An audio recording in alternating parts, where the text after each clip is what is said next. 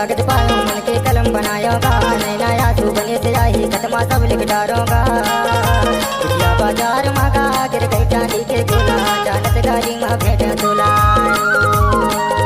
बिटिया बाजार मांगा गिर गई चांदी के गोला, जानत गाली माँ भेंट तोला। गिर गई गोला तरसई तोला, जानत गाली माँ भेंट तोला। गिर गई गोला तरसई तोला, जानत गाली माँ भेंट तोला।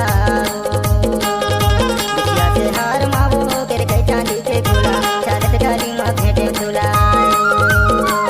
हैगा माया जानत गाली माँ भेंट तोला।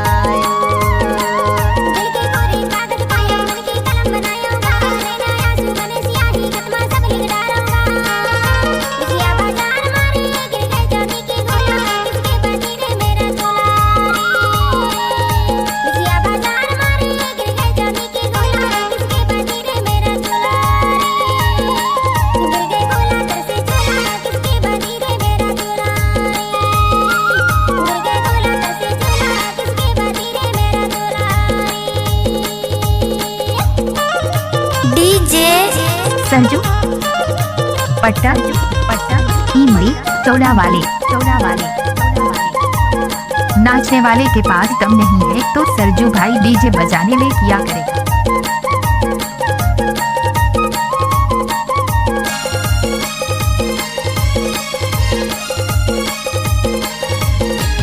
उंगली माथुर बिछिया सोहे करदन झूले धार का, चुनर चुनर तुर पाँव की पैरी गले में झूले हार का। बेनी माँ गोंदा फूल कर ले सिंगार तोला, जानत गाली माँ भेंट तोला। बेनी माँ गोंदा फूल कर ले सिंगार तोला, जानत गाली माँ भेंट तोला। गिर गए गोला तरसई तोला, जानत गाली माँ भेंट तोला।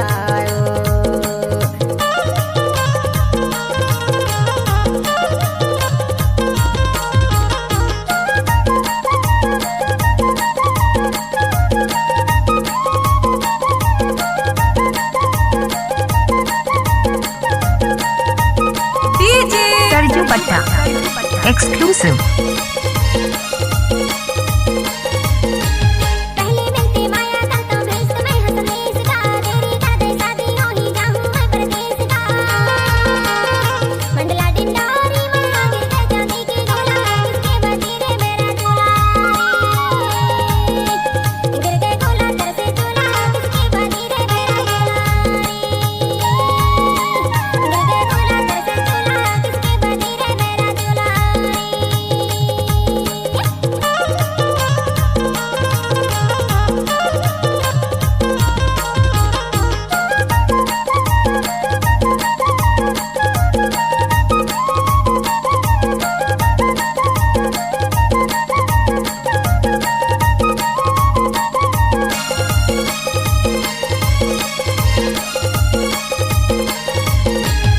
यादव से राजेश कर्मा बेंजू तबल बजैया का, पीडी मोगरे संचालक है सबके मने मुहैया का।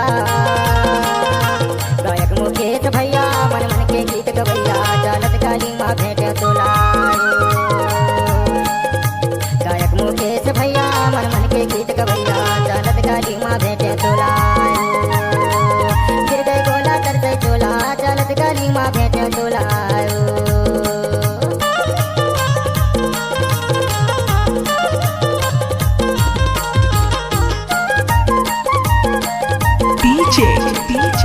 सरजू डीजे सरजू पट्टा